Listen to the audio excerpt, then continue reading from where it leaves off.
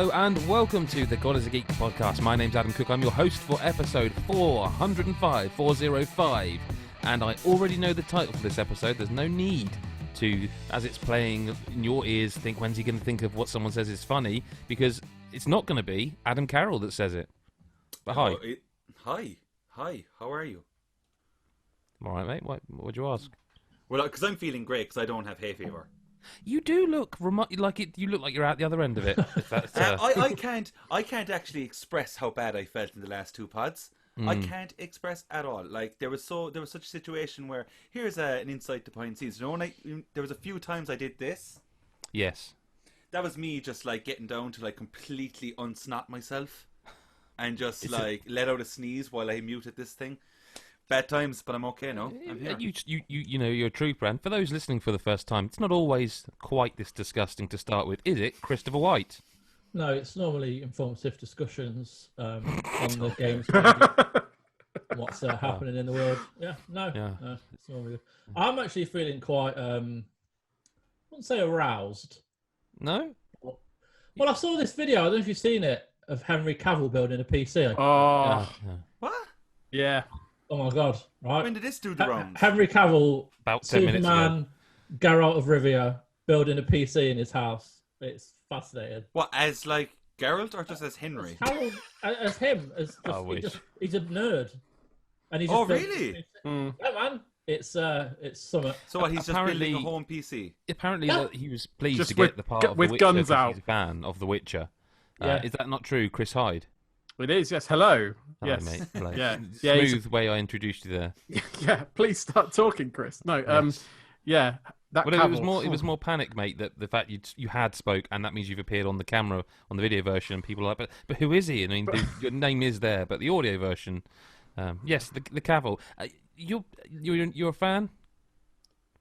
Is anyone not a fan?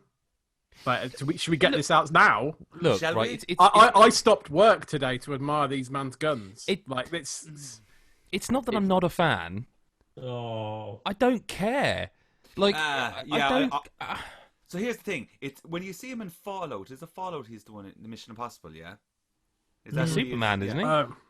Yeah, Mission Impossible Fallout, and you can't. Fallout, You simply can't stop staring at his arse throughout that entire movie because it's just. I reckon I could. Amazing. No. You're lying to yourself, mate.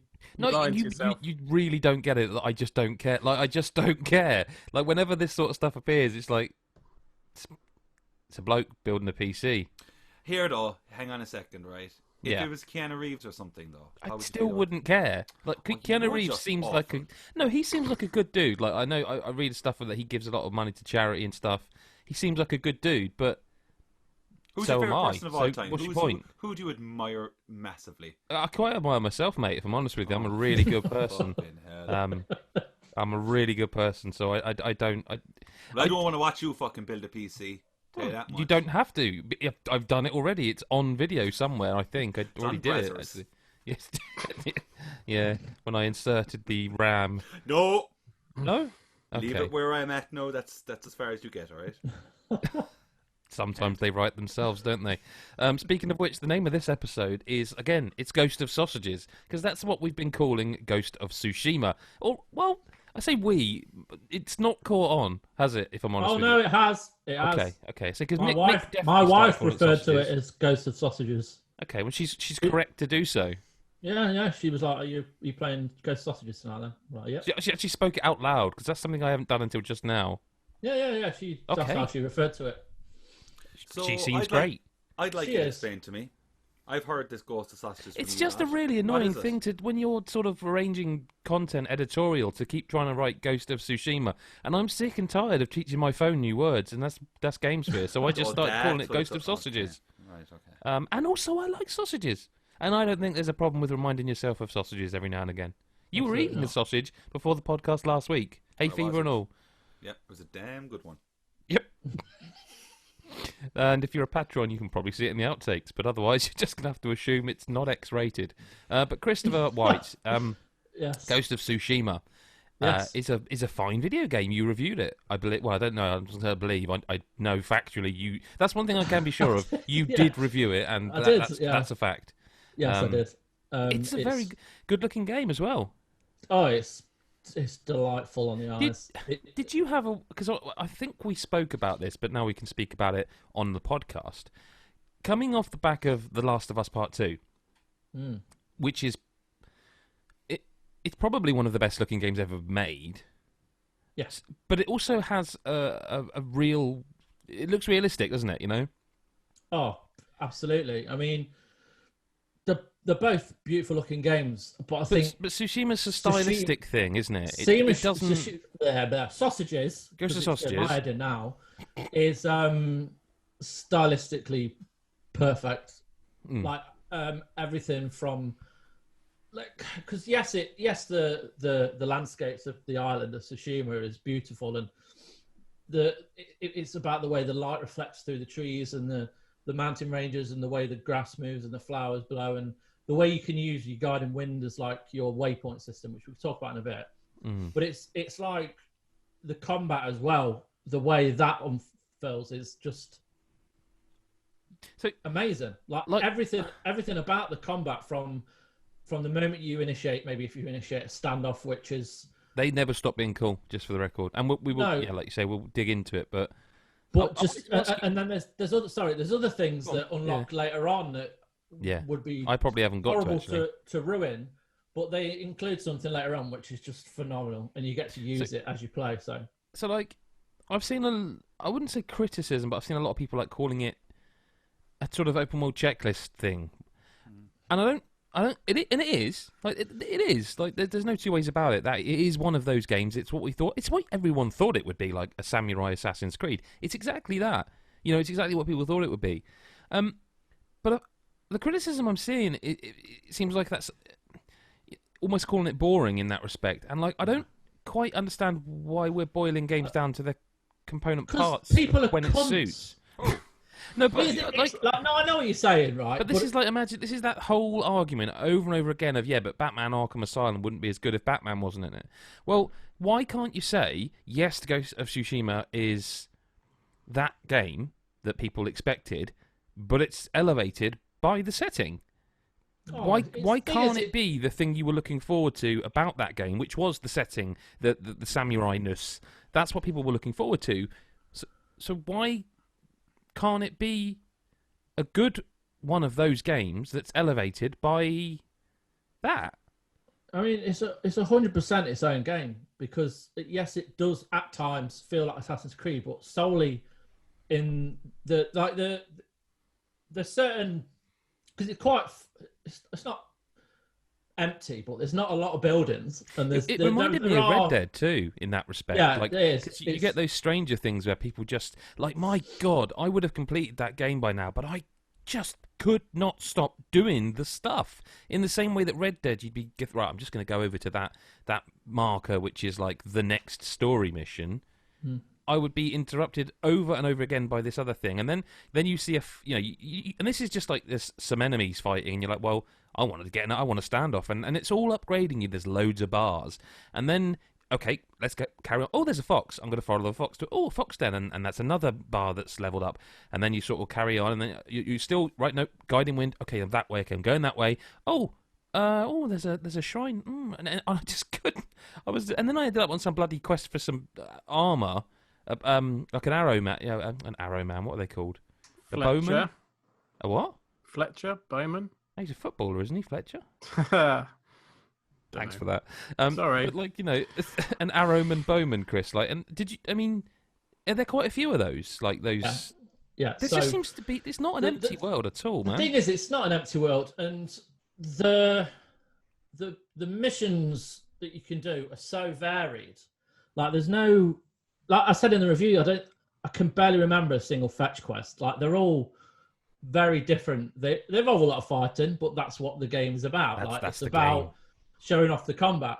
But the mythic tales which you're going on about, that's it, where you learn mythic attacks and without giving too much away, you can do these. Basically, you find this musician on the map, and he tells you a story. Like a legend about a legend, and it kind of includes like the Japanese kind of mythology as well. and it's all told through like these black and white animated paintings. And it's very, again, another element of how beautiful it is and how stylistic it is. And then you'll go off and do these mini adventures, which are completely separate from anything else. And they last for anything up to like half an hour, 45 minutes. Quite long. The arrow one I did was, and they're all so surprisingly different. long. Like they're so different. Like one of them, you get a painting and you have to look at the painting, and it's a painting of a certain area of Tsushima, and you have to go and find that like area to try and find the next bit of the quest. And there's no clues other than this picture you're looking for. So it can take a while, but thanks to the way the guiding wind works, is if you get to the area where the setting is, if you stray too far away, it'll blow you back in the direction. It'll tell you on the bit of text that pops up that you've kind of disappeared from where you're supposed to be looking. Yeah. So there's missions where you have to do that. There's another mission later on which has you climbing this huge mountain. There's a hell of a lot to it, and by completing these quests, you get given new armor, new weapons, So are you supposed to do moves. them? I know they're obviously you can find them at any time, but I assume you did the bow and arrow one. Yeah. I think it's the first one you find, isn't it? Yeah. Are you like? I think see, this is the thing, because I was just doing side stuff, just doing side stuff, and not touching the story, and I feel I may have. I wouldn't recommend that, because I actually think the end of the bow and arrow one is. I found it quite hard. It felt like I wasn't quite strong enough, or I did do it, but I died quite a lot because they just throw an awful lot of enemies at you at the end of that encounter. Yeah. But it was rewarding, but I kind of was playing it thinking, I think maybe I should have done a bit more story before doing this. But it's see. Let's talk about the story, right? Because again, we've not really spoken about this, but I found I find it quite a strange opening. Actually, I found the start of that game a little bit strange, because I've heard it's a little bit slow. Yeah. At the beginning, but also just whatever. I hardly expect to go in straight away and be like, "Bruh." No, but also Chris, and obviously you finished it, but you don't. It's interesting because even games like Spider-Man, for example, on PS4, or God of War, you're a badass, but you massively upgrade. I found Jin was pretty strong, in terms of he's not a Padawan. He is not. Right. He is an experienced samurai. He's on the road to becoming a talented samurai. And you still, of course, there are loads of upgrades, and again, that's the other thing. I think, along with the story being a bit slow, and it may be just me. Did you feel at all that there are a lot of systems, and they yeah. So what in terms? I've heard this. The systems that surprised me. What are we talking about here? I know the stances and things like that. But what more? The thing is, the stances are important. There's not. Yeah. There's not. There is a lot of systems, but they all work in tandem with one another. You kind of.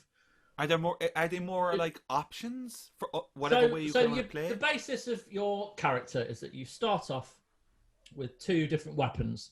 One of them is your katana, and the other is your assassin's knife, which is obviously for takedowns and stealth mode. Then you'll start to get things like the half bow. You get a long bow.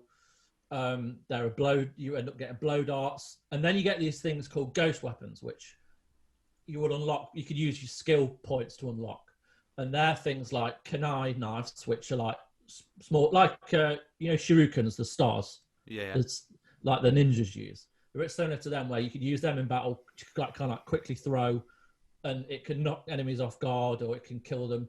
You've got firecrackers, which you can use to distract enemies, and they'll go looking. You've got smoke bombs, sticky bombs, all kinds of.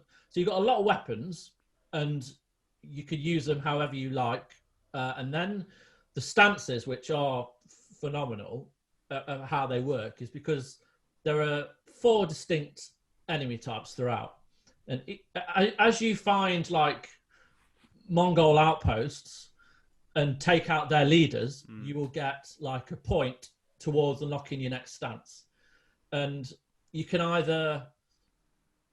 there's 2 options to gain. You can gain 2 points when you take on these leaders. You can kill them and you can gain a point. or before you kill them, you can watch them and observe how they fight, and then kill them, which will give you 2 points.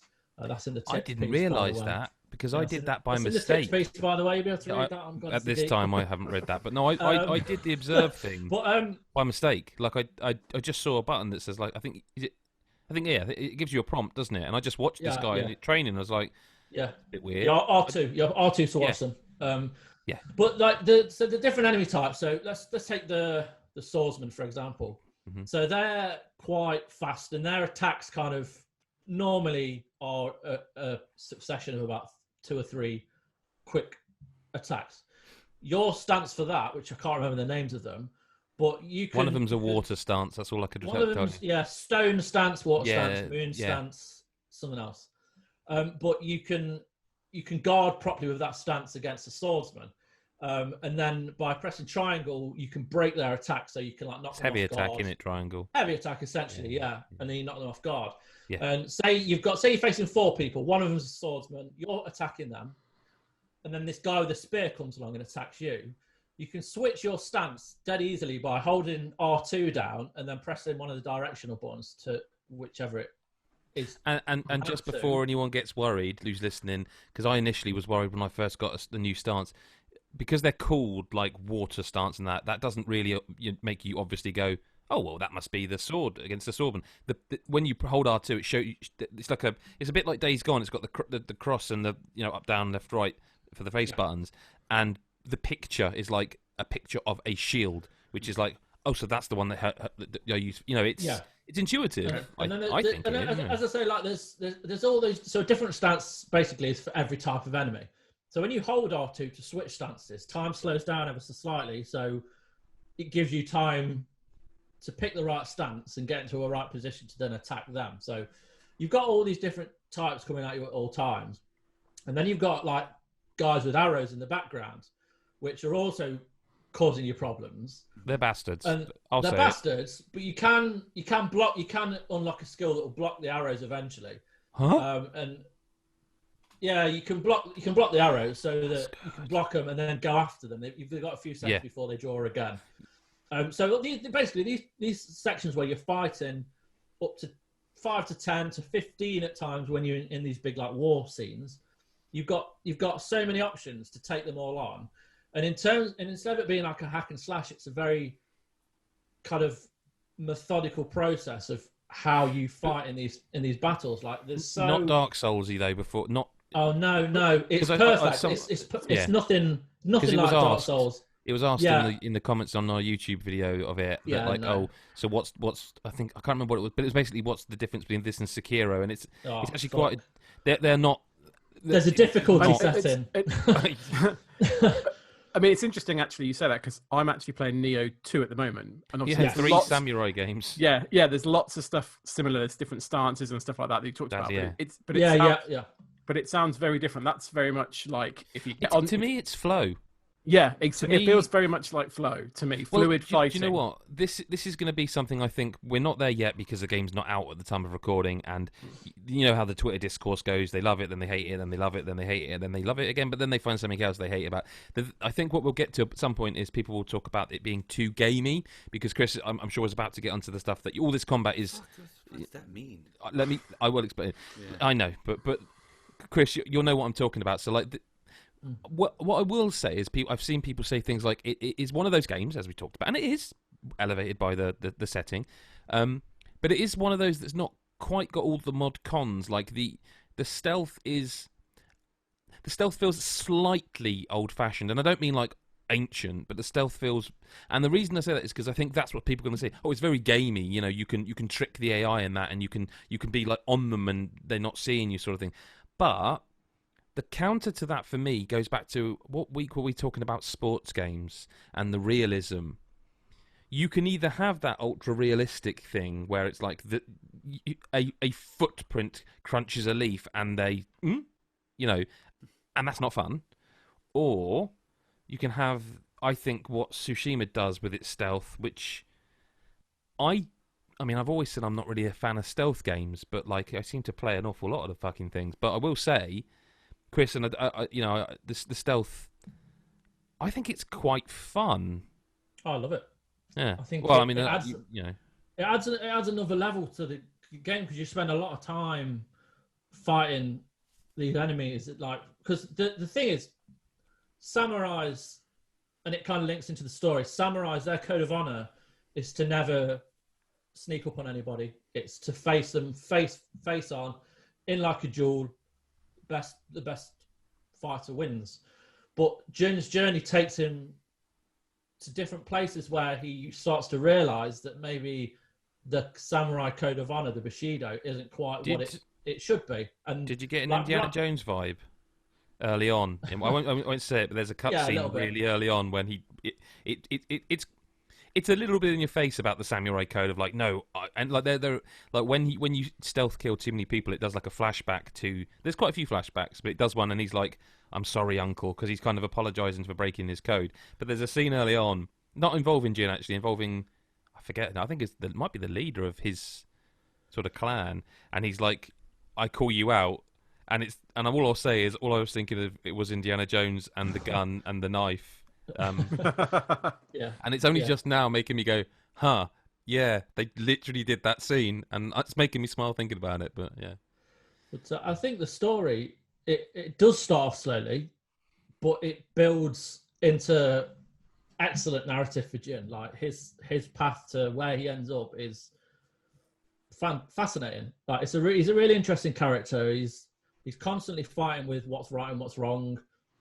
He makes some horrific decisions. As a player watching, you see where his mind was at, but it's conflicting with both this code and his moral compass that affects everything. And it's so beautiful in the way it is. Like, you always wonder when someone's a director of a video game, bar like things like The Last of Us and proper like narrative stories. When someone's a director of a video game, you don't always see what they're trying to do because it's a video game. But the scenes in this, like the shots throughout this game, even in like just the little side stories and whatnot, is phenomenal. And like the pacing is like they're clearly inspired by Akira Kurosawa, who like was a famous director from like the 60s, 70s. They've made quite a few, obviously Seven Samurai, and quite recently films like Kill Bill take on his style a lot. And when any quest starts, it's like a Japanese scroll on the screen with the title of the mission, and then it kind of fades away like petals in the wind. And it's mega stylistic, isn't it? Like fucking gorgeous. Like, and it's beautiful. Its combat is excellent. Like, it's not a perfect game. No, but like, do you know the game I would give it? Because I was thinking about this actually. Because we always talk when you and I are playing a game, and I will say, by the way, for the record, that I was so close to not being able to finish Paper Mario because I spent too much time playing this. I did finish Paper Mario, and we'll talk about that in a bit. But at first I was like, yeah, this is a bit Assassin's Creed. This is a bit Red Dead 2. This is a bit of everything. But the game I think it's closest to, and this will either make people go, oh yeah, or is I think it plays and reminds me massively of Horizon Zero Dawn. Yeah, Even down to the Horizon Zero Dawn stuff of how, and again I've seen complaints about this. In Horizon Zero Dawn when you're picking up resources, and like they don't, exactly that, you just press a button, right? Okay, exactly that. Whereas in Red Dead, of course, you are literally like, oh, I've got to skin it and I've got to do in Horizon Zero Dawn, it's very gamey, and that's another gamey game. You just press a button and she gets the twig or the plant. This does exactly that. You're absolutely right, and like it's just obviously there's it's more melee combat than yeah. Yeah, well, it's kind of the other end. The lack of a HUD and like there's very limited stuff on screen, and I think they added a patch just before I submit my review, which I got to try out a little bit, but it takes away. It basically streamlines the screen, so there's times where you've literally got nothing on that screen. And Horizon did that. Do you remember? Yeah, exactly. That's what I mean. Like it's very similar to Horizon in the way it wants you to enjoy the visuals. That's a good thing for me. Absolutely. Right? Horizon Zero Dawn is probably one of my fave games of this gen. Like Horizon is phenomenal. I was late to it, but once I finished it, and I still need to do that DLC. Still, oh my god, you do. I do. Oh, that's something you should do, yeah. I know, but I did start it, and it seemed like mega hard. So I was like, well, I've done everything. I platinumed the game. It is hard. But I will. They bring challenge. Do you know what? Genuinely, I've been thinking about that game a lot because it's coming to PC real soon. I was thinking I would like to play that game at 60 frames on my PC. And like Sony or whoever, or Guerrilla, if you're listening, if you have a mode where I can just play the DLC of that, like with a pre-leveled character, which sometimes games do when they release later on new platforms, like I will 100% do that. But Tsushima, yes, there's Assassin's Creed in there. Yes, there's the DNA of a lot of different games. But I say the closest. I know initially. Do you remember we were talking? Is this going to be a Days Gone thing?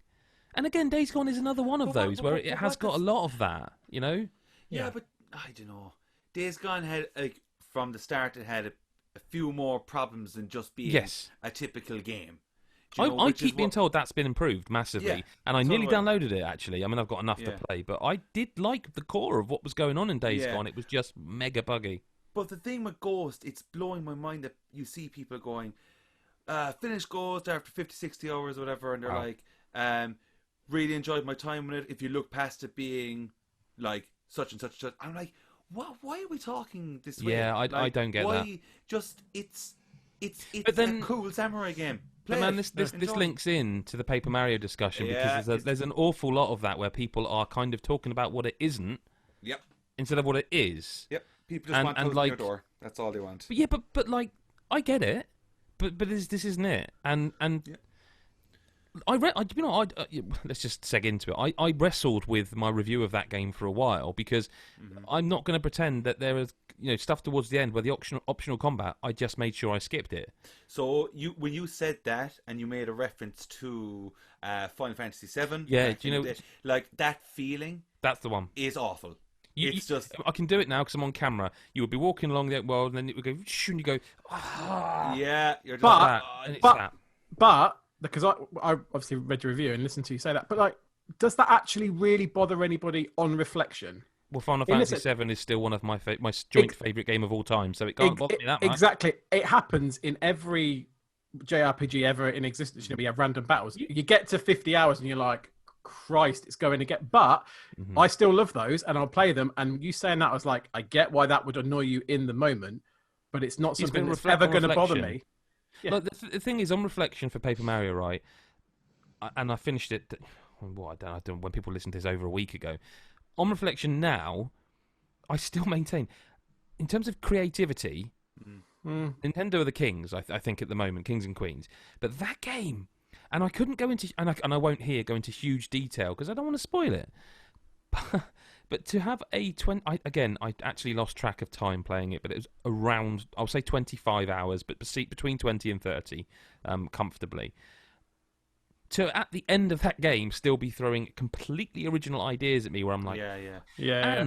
And this is the other thing. The way games are made now, that doesn't happen because you don't create an idea that you only use for 2 hours and then you're like, fuck that. If you create a good idea, that has to be repeated because it's a good idea and it's wasted development time. It's wasted creative ideas, and they do that. There's a level where there's all these... There's loads of open world hubs within the game.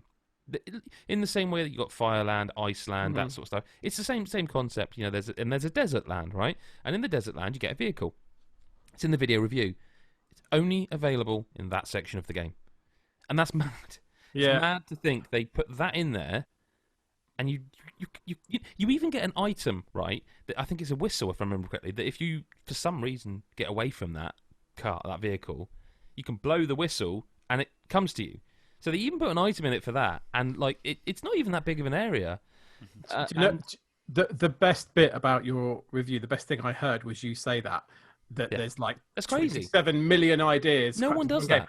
It's literally Nintendo, and I really like the fact that seems to be like a thing that they do now. That Mario Odyssey is the game that instantly shot into my head when you said that because they literally did that with that. They did it even with Breath of the Wild, where they just went, here's a load of different things that you can do within a Zelda game that haven't even been considered in a Zelda game before, but here they all are, and here you are still discovering them 3 years after we've released the game. Yeah. But it's that really makes me happy and makes me excited that I'm going to see so many different things as I play, and I'm really looking forward to that. But it also made me think, like, what are they going to... I'm interested to see if this is a thing that Nintendo is going to do more often, and what potential it has for the genres, because I feel like, other franchises that they have, because if they can make it work for, well, obviously they made it work for Mario, made it work for Paper Mario, made it work for Zelda. You just think such a great idea, not to just focus on one thing, but just have fun with, like, I guess, a world and just throw ideas of creativity at it. It's really exciting and really fun. I love it. There was like this week, obviously there's like a TV spot constantly on, and it's like a 30-second TV spot for the game, and like obviously seen and read reviews whatever across the board, and I've been like, all right, cool, whatever, and I've limited myself to whatever footage is out there. But like the TV spot came on, and I was just looking at it going, look at this game, look at all the stuff it's showing at me. It looks so amazing. Like, I don't understand how a kid wouldn't see that 30 seconds and go, get me a Switch, get me that game. So like, it's funny you mentioned the kids side of thing, because that is one of the things I would knock it for. It's a massively Nintendo thing to do. It holds your hand too much, because they're making games for me, but they're making games also for, like, you know, Chris, your daughter, your youngest daughter. You know, they're making the game for her, where she will need to have it explained more than us, because we have 30 plus years of video game language. Yeah.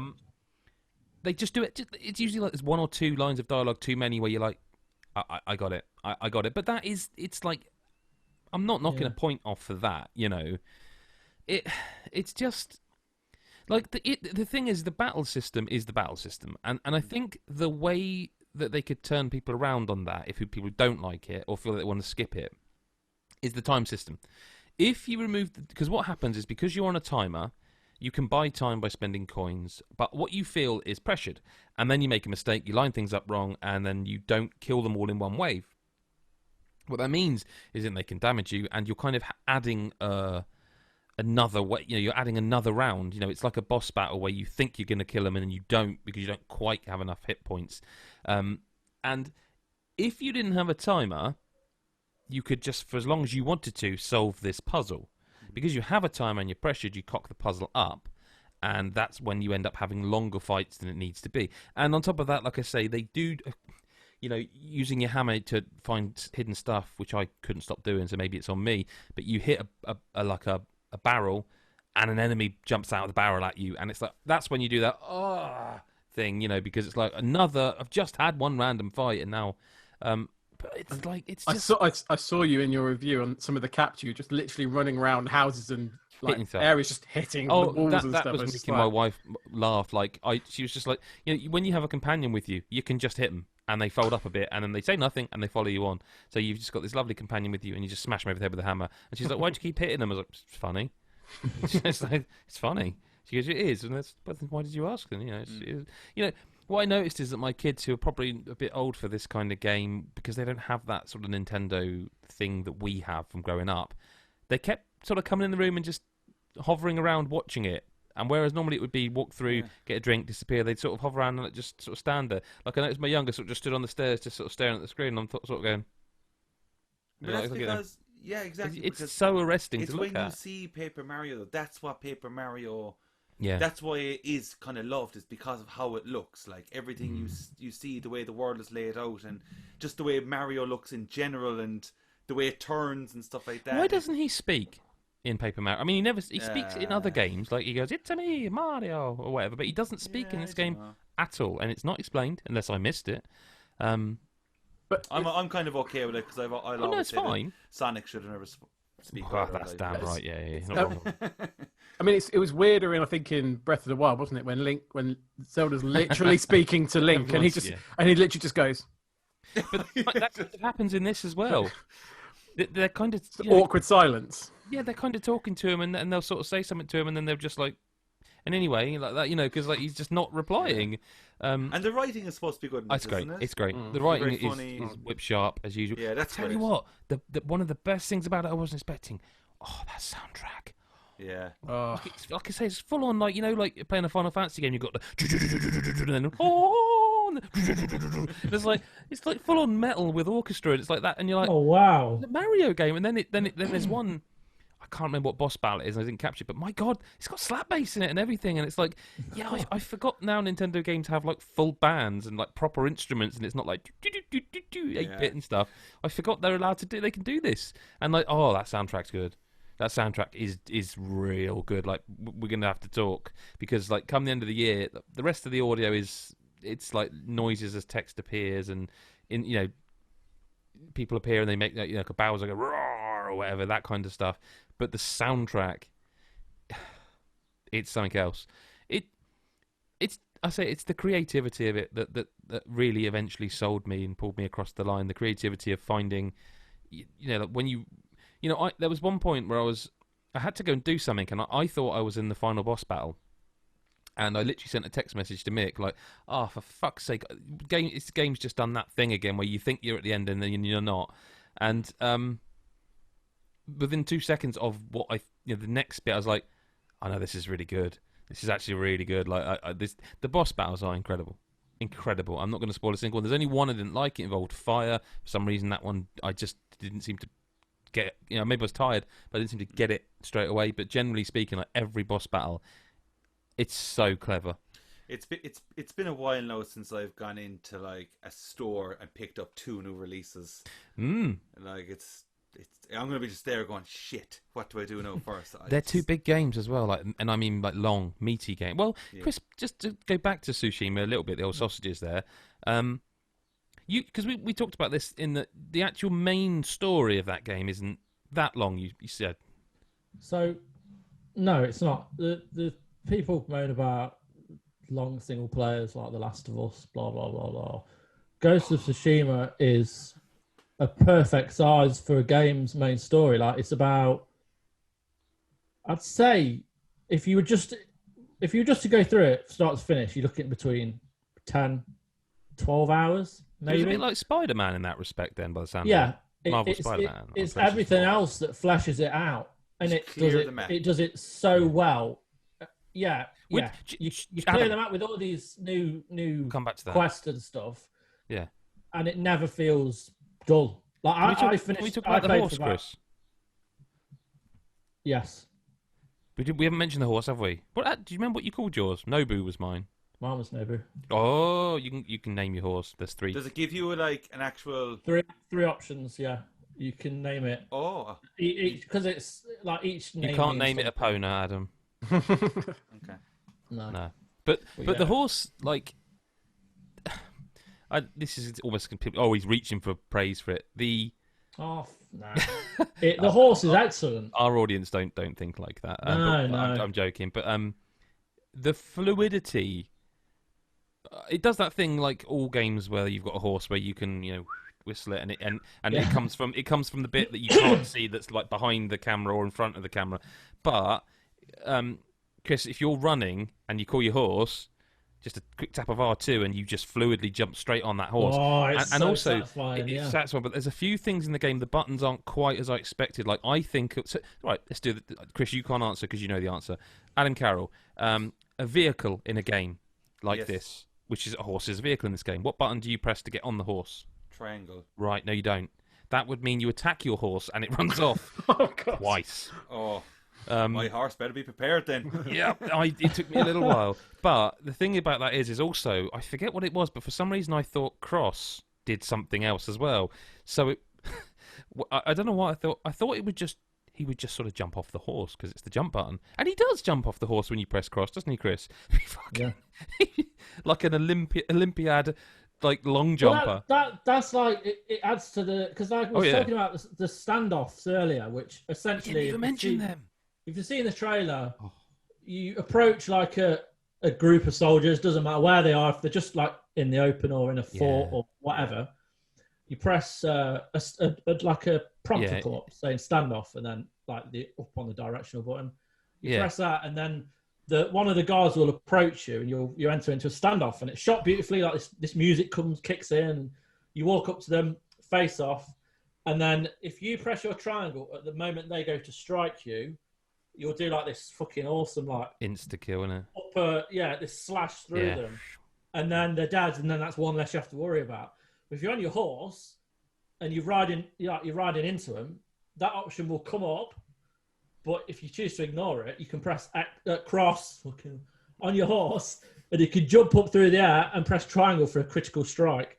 That's fucking gorgeous. But even that last stand thing, you can upgrade that. So you can you can have like, it's not just one. Then another enemy comes at you. You can upgrade it so you can do it to like 2 or 3. But even cooler than that, when I thought, I've seen everything this has got to see, they start faking you out, because for the first probably 15 of them, it's very simple. You hold triangle, they attack, you release it, and you do the thing. And then it comes up with a tutorial tip at some point that goes, be aware that some enemies will not strike immediately. You're like, huh? And they sort of go, like the Duke, and if you mess that up, you mess that up. So you have to. Like, I had a real problem with that, because I'm a nervous gamer. So for example, perfect example of when you catch fish in Animal Crossing, I'm always too quick to go what.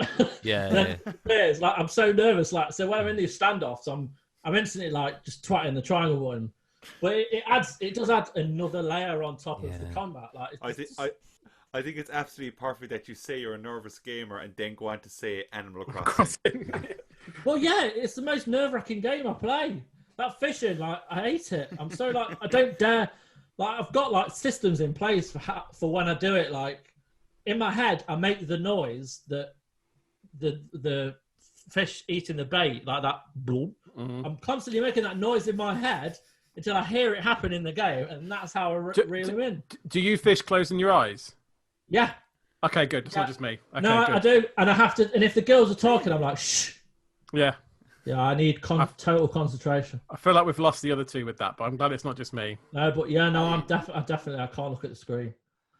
Fair enough. Well, that's two games that we've. I don't know if Chris, it's difficult because you have finished it. I'm guessing you didn't 100% it, but the thing about Tsushima is it's one of those games. As soon as I start talking or thinking about it, I'm like, I really want to go play that.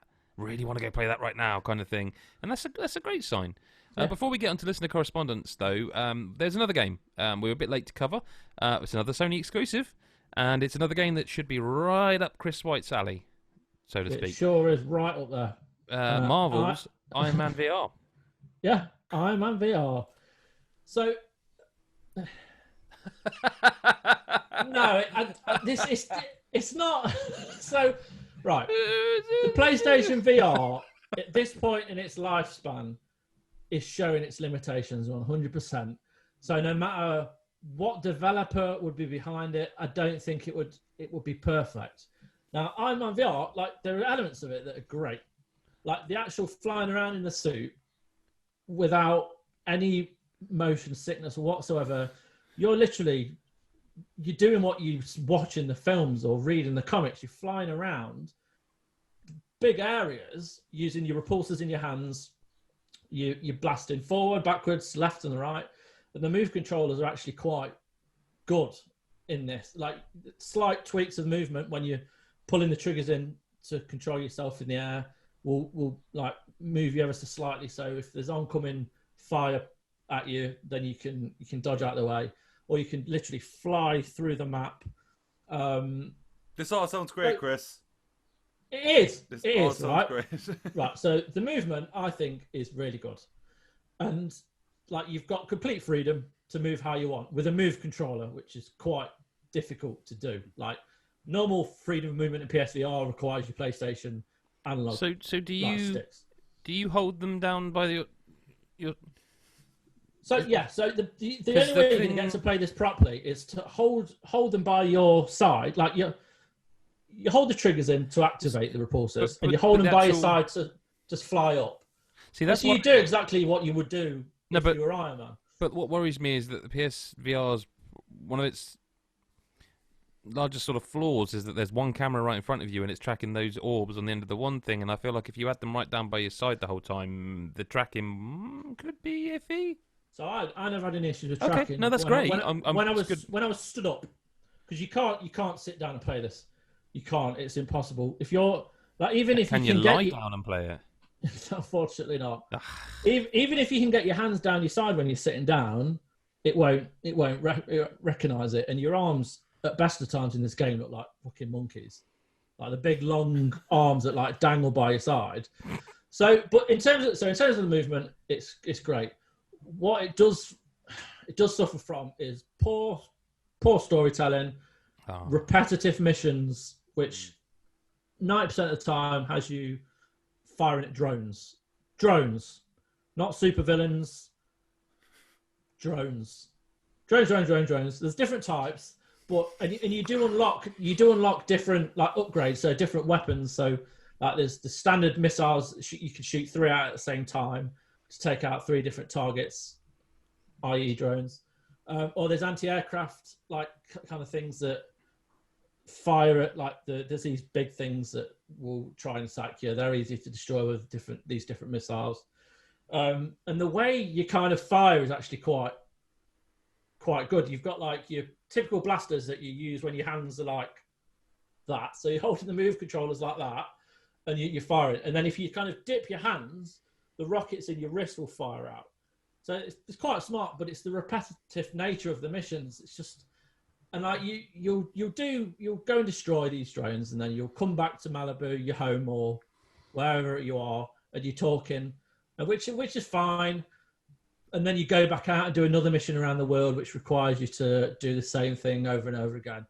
And the story's just a bit like you've all seen it before. It's typical Tony Stark transitioning from weapons manufacturing dealer into like the good guy, the superhero who uses his natural abilities for good. And the villain is Ghost, who was most recently she was in Ant-Man and the Wasp, and she was like the villain in that. And it's not a weird choice for a villain, but you know, it feels like they've not really used what the things they could use to make it a bit more interesting. And it's your bog standard story. It's just disappointing that the license they had, like they've nailed the flying, I think, but like visually it's dull, it's very dreary. The settings where you fly around, like the first time it struck me, because the first mission is actually really good, where you're trying to save Pepper Potts from crashing in an aeroplane. The next kind of big mission, you go to Shanghai, and yes, there's like skyscrapers and neon lights, but you get a little closer. Like think about when you're in Arkham and you're driving around and you see like Ace Chemicals, or you see a reference to Green Arrow. There's all like they look amazing. There's like there's a reference to Oscorp, and it's just literally green Times New Roman font on a building. And there's just other little references to other things in Marvel, like they just look just dull, the bland. Everything's very bland, and even though there's a bit of color, it's like your PS2 end of the era kind of graphics. Like the screenshots, if you've seen the screenshots, it's misleading because even in our review, the official screenshots of Iron Man are like pristine, beautiful visuals.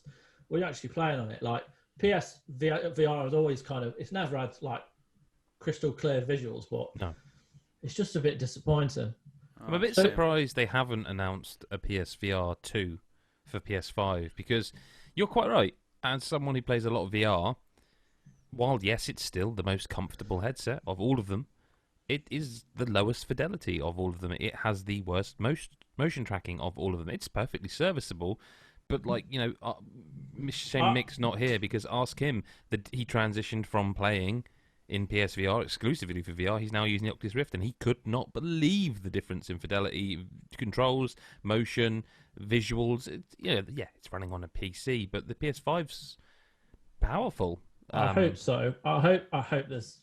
Get rid of those fucking iToys, because you've got to remember the PSVR, the camera goes all the way back to the iToy, doesn't it? Like finally an upgraded. Yeah, they need completely new tech. Like, get rid of the camera and have sensors, like, you know. They have had good games come out of VR. No question. But the majority are just. So the good ones revolve around that. They don't really involve motion as much. They like think about Astro Bot is your controller in your hand, and you're the camera moving around. And what's the mouse game as well? That was similar. Moss similar. You know, using perspective. In terms, and all right, they've had Job Simulator. They've had. I watched a friend play the other night. I never saw this game until then, but that Walking Dead Saints and Sinners. Yeah. And I was really impressed by what that was doing. like loading individual bullets. You had to wrap yourself up using the controls and stuff, and like you with the knife, you had to you could go up and down and sideways and stuff. And I thought using that, like it's probably the best. That's Telltale that gangster one. What was that called? Blood and Truth. Yeah. That was really good. Never got around to that. Yeah, that was really good. And the visuals weren't great in that, but that gameplay was super hot. Yeah. But again, even that on, I haven't really got one to. I might, with the. But I think I mean, it's terrible for that's the Vive one now. Like you literally have your hand in it, and like you can. It's got a strap now. Apologies for the but this strap means once you've got your hand in it. Yeah. And it's got sensors all around. I've got the wrong one, but it's got sensors all around it, meaning it knows if you're like that, holding it, or if you do that, and and all right, that's £1,000 bit of kit, isn't it? The Vive Index. You're dead right in saying about the tech side of it because Valve Index. Why am I calling it Vive? Sorry, Valve Index. Apologies. Like when I jumped on it the other night, like my buddy is like he's like up to my shoulder in height almost. Like I'm 6'1" or something. Like, and when I threw on the VR. Like, just trying to sort it out. Calibrate the heights of pain. It's brutal. Like, and we were pushing back sofas and everything. We don't need that. New tech, please. Should we jump into listener correspondence? Yeah.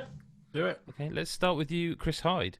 McPoo from Discord says, "Do you I said, "Do you think?" But he didn't say, "Do you think?" He says, "Do you reckon you could take on a 2-foot predator in a fight?" He doesn't say beat. Well, I could take it on. My legs probably won't last very long, but because 2 foot's like what, up to your knee? Balls? Knee, yeah, sure. Well, maybe that's the same thing for you these days. But how dare you? How very dare I? Because initially I was like, well, yeah, if it's 2 foot, I could just sort of kick it, but then stamp it. Yeah, but it's a predator, so it would probably mess with my legs, and then I'm 2 foot shorter, and then all of a sudden the odds are a little bit in its favour. So probably not. Although I'd like to think I could just drop kick it into oblivion. See, am I the only one who reaches for a cricket bat? That 2 foot is but 2 foot's perfect height. I'm scoring 6. He can turn invisible. He's got like lasers and it's got so much tech on him. I would argue that I've been invisible all my life. So and it depends. Are we going in?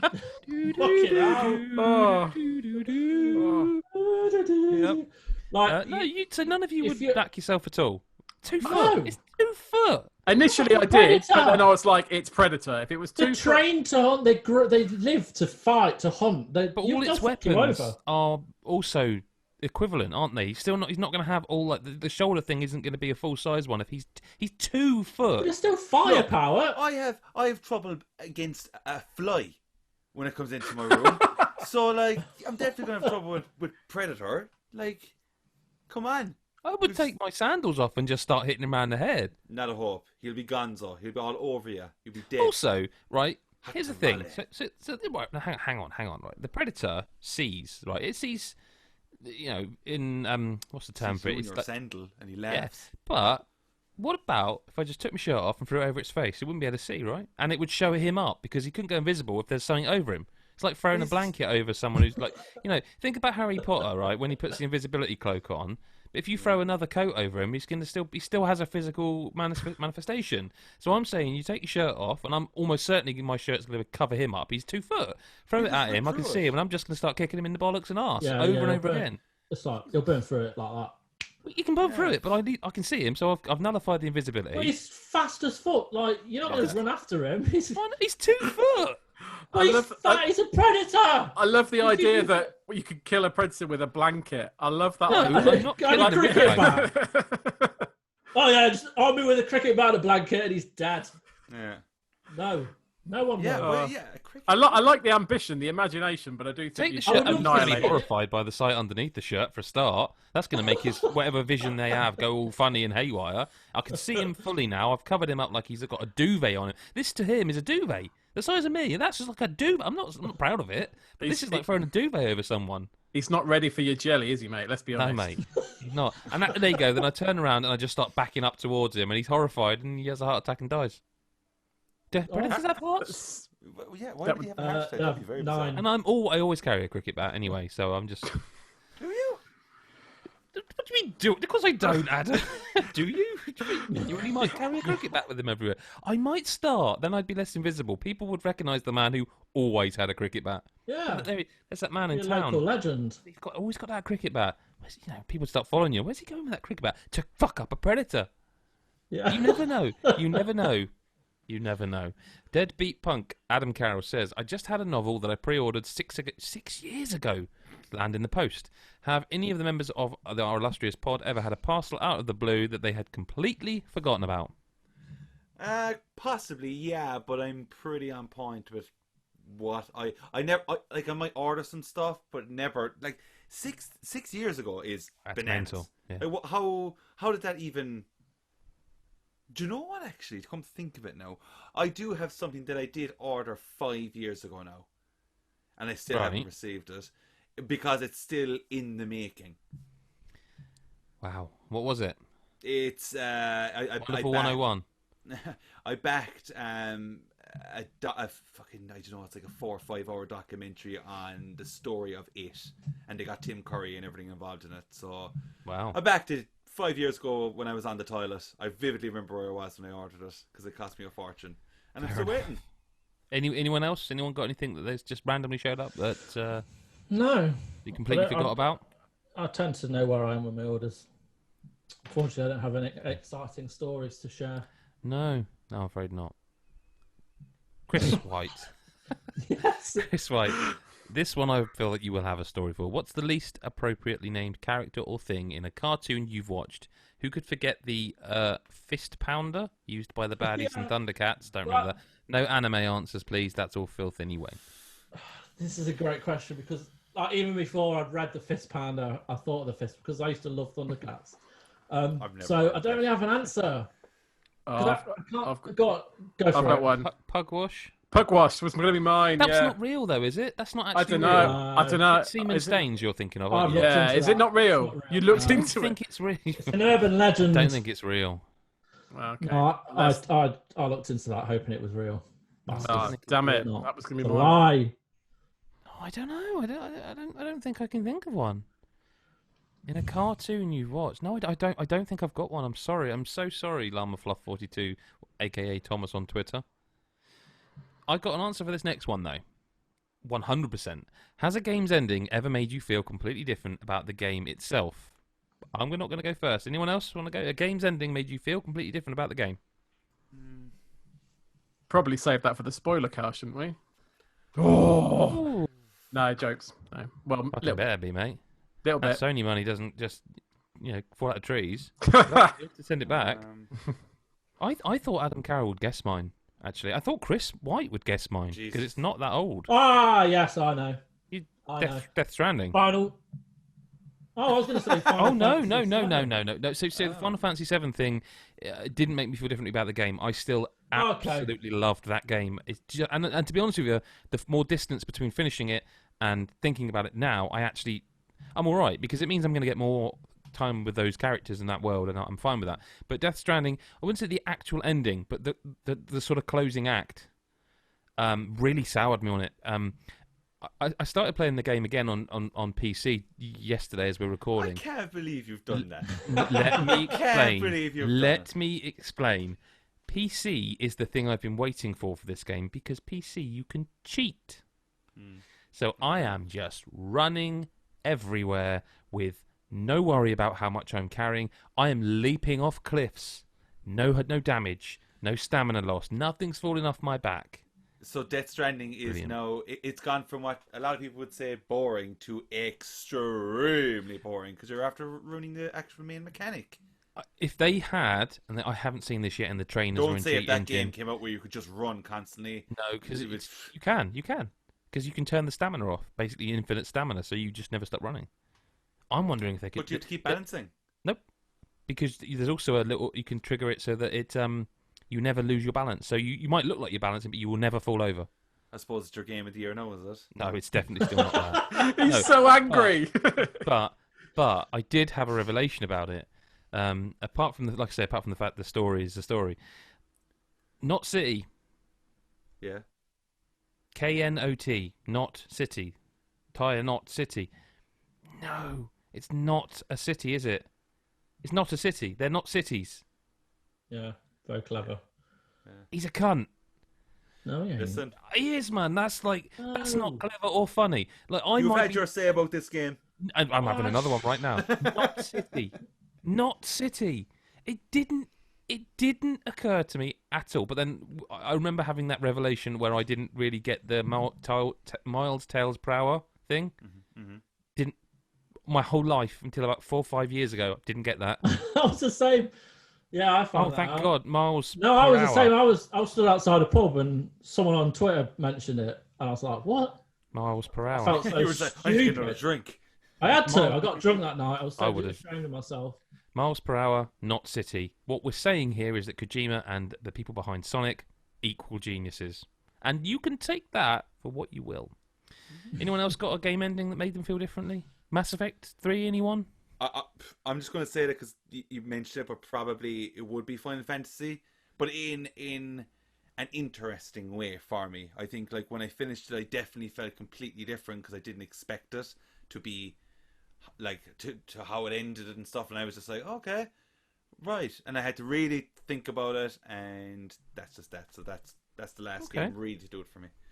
Anyone else? I think Mass Effect 3 in a way, but I wasn't as the original ending or the original. Okay, it was. It wasn't horrendous, but just a bit quick. It was, and I didn't play them until the third one was out. So I literally played through the first one, finished, played through the second, finished, played through the third. I was more disappointed in the ending of Mass Effect 2, but that was because of me. That was my fault. It was because everyone on my ship died. So I would say more Mass Effect 2 than Mass Effect 3, but that was because of me. Okay. Chris Hyde, you got any? I'm really struggling with this one, feeling completely different. Like I feel like a lot of what I play, like normally the endings are kind of affirming what I've been on the journey for. So I'm struggling to think like either hating and then liking, or liking then hating, or what about whatever. Halo 2? Is it Halo 2 that had a really shitty ending? Or is it which is the one where you just basically do the same thing you did in the previous game and it's like a massive cliffhanger? But then people still love the Halo, so maybe not. The ending to No Man's Sky. Has anyone ever done that? Oh, yeah, but I don't think that changed how I felt about the game, if I'm honest. No. I'm just curious if anyone actually ever found what the ending was. I bet that game's really good. Have you seen the news today of recording? They've added a horror content. It's PSVR enabled now, isn't it, and everything? Yeah, I bet that game now is really good, but it's one of those. It's too far gone. I think. The thing is, if you could do what you can do, like in Astroneer, where we could see each other in that world, fucking hell, man, that would be the next game to play. You can now. Yeah, you can now. You can't walk around with people, can you? Yeah. Can you? Yeah. You can in that game now, right? You can make buggies and create racetracks for each of you to race around and get time trials in. I think that's what we need to be doing then. Maybe. I think we need to fucking jump in, man. I will say this much: if it's got cross-play between PS4, mind you, it's on Xbox now as well and everything.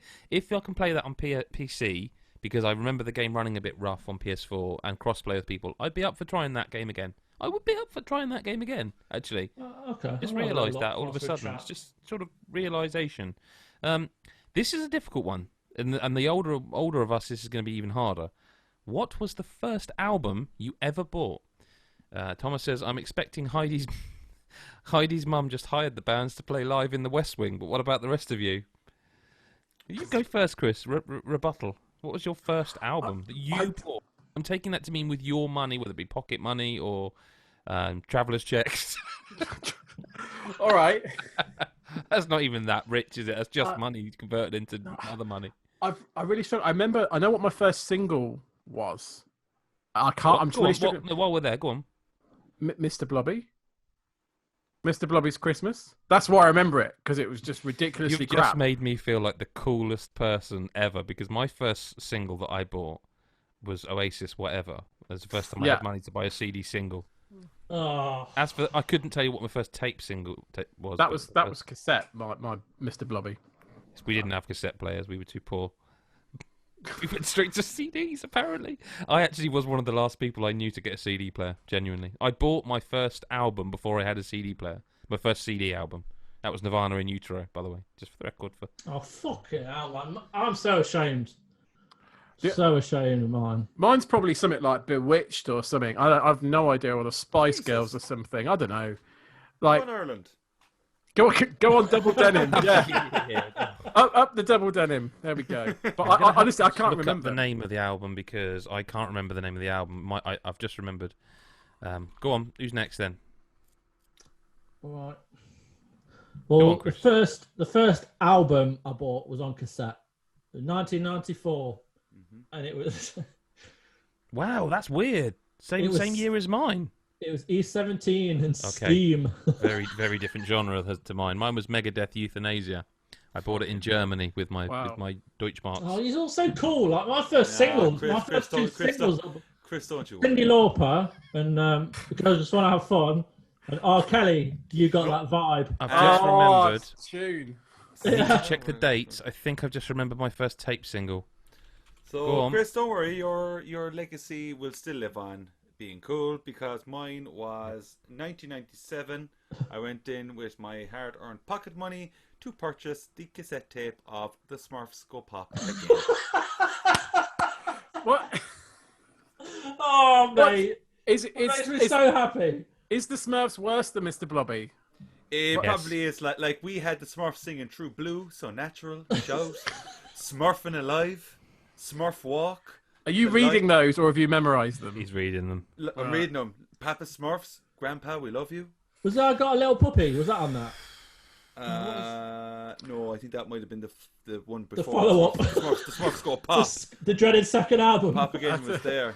I feel like Adam Cook has now just disowned all three of us. I mean, my first tape single, I believe, I know I bought this and looking at the year it was released, was Skid Row Youth Gone Wild. That was 1989. Yeah. I remember the first two CD albums I bought. It was Nirvana and Utero before I had it, and then on the day it came out, I got my CD player, went and bought Supergrass in it for the money. I think the first album was. I've always had exquisite musical taste, so fuck all of you all. If I was going to go from it went from probably Smurfs to Slayer. So that's what went on there. Yeah, I mean, it's the obvious jump, really, when you think about it. Yeah. Right, last question and last thing for this week, this episode. Nintendo predictions, please. Adam Carroll, when will they break their silence and what will they say? They need to break their silence very, very soon. But when? I need a date and time and an hour. June, July. I feel we'll get something in August. August. A direct or a release? A direct of some sort. I think they just go boom, tune in, and I think they have to drop some Mario Kart. I said it before already, but I want Mario Kart. Don't shake your head at me. It's not happening. Chris Hyde. I hope it does. So I'm praying for the 20th of July rumor to be true, but I don't think it's going to be now. We're getting a bit close. So I'm going to say August for when we'll find out because we have to. Paper Mario's out. We don't know anything else that's coming from them officially. Anyway, it won't be Mario Kart if we get it. It'll be Mario of some description. I'm pretty certain of that. Which one of the four rumored ones it will be? Galaxy. Yeah, I mean, I think 3D World probably is what it will get. What we want might be a different thing. Or I know there's the same thing for Adam Cook, but what I want is a Metroid Prime 4 release date. Whether I'll get that, I have no idea. I don't think I will because they're literally building it from the ground up a second time. Yeah. But that's a personal preference. Year. What I'd want again on top of that is I want a not a new IP, something in an IP I haven't had yet on the Switch. Like I said last time, whether that's a Splatoon 3. No, like I don't know, like a Star Fox or an F-Zero or something that I don't yet have on my Switch. Well, I don't want another Mario Kart because I can play that on my Switch. Like another Astral Chain kind of thing. No, I mean 3 would be nice, wouldn't it? Pikmin 4, anything like a Nintendo franchise that they keep flouting on the Smash Brothers that they haven't released yet on Switch. Yeah, give me one of those. That's what I want. And this year, please. Chris White, your turn. I think you'll get an announcement on August the 12th, 2 p.m. BST. Super Mario Galaxy remaster coming October, and that'll be it because they're not doing anything else. Breath of the Wild 2. You may get teasers of Breath of the Wild 2. That'll be enough. There's nothing coming this year of any. Nothing. I don't think we'll see anything of note this year. However, we might see like a slew of announcements for next year, but I can't see what big game they would release between now and December that we don't already know about. So I'd love that to be not true, but that's what I think. So for me, it will be by the time you hear this podcast, not if you're a Patreon, but when you hear it regular, when anyone can download it on time, you will have already known. They will already have announced it. And it will be a direct about Mario Anniversary. And you will...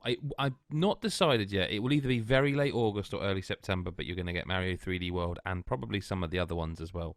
They'll stagger them. So that's my thoughts. There you go. Not exciting, just what I think. So are you thinking 20th as well? In terms by the time this is out, this podcast is out, you will have non-committal. Heard. Okay, but by the time you listen to this podcast, you'll have heard.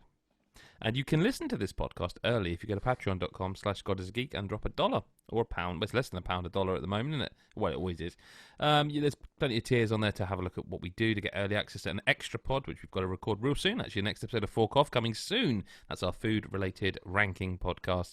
Extra videos, early videos, code drops, all sorts. Follow us on Twitter, Instagram, Facebook. YouTube is important. YouTube.com/GodIsAGeek. Got a bit of wind there. Nearly belched right on the microphone.